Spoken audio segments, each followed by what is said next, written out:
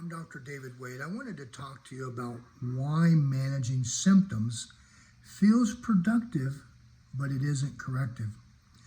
Most people judge progress by one simple measure. How do I feel? Well, that makes sense. Relief feels like success, especially when you've been hurting. Pain decreases or movement improves. It feels like something worked. And in the short term, it often did. But relief doesn't always mean the problem changed. It often means the problem was adapted to again.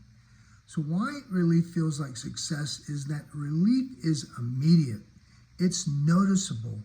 The nervous system calms down. The muscles relax. The movement feels easier. Those changes are real. The problem is that relief measures how the body feels, not how it's structured. So people assume improvement happened at the source when often it happened through compensation. That misunderstanding sets the stage for frustration later. Why? Because the problem has a tendency to come back.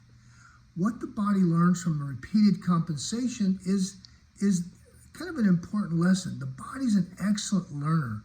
When structure is stressed, the nervous system finds workarounds. It shifts loads, it changes movement, it increases muscle tone where needed. Every time relief is achieved without correcting structure, the body learns one thing. This pattern works for now. Over time, compensation becomes the new normal. The body isn't broken, it's adapting the best way that it knows how.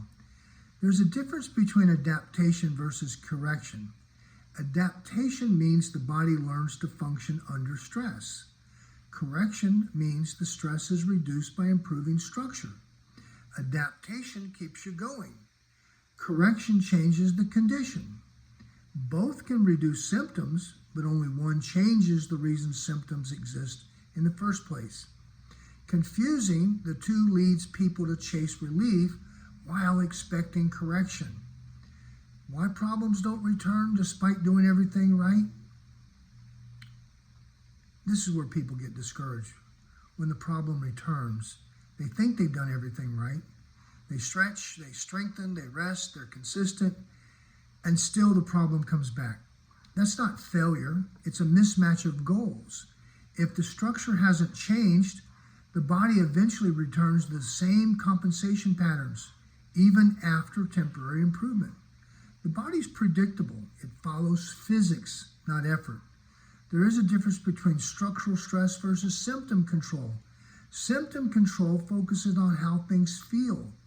Structural correction focuses on how forces move through the body. When structure is compromised, stress accumulates in predictable places.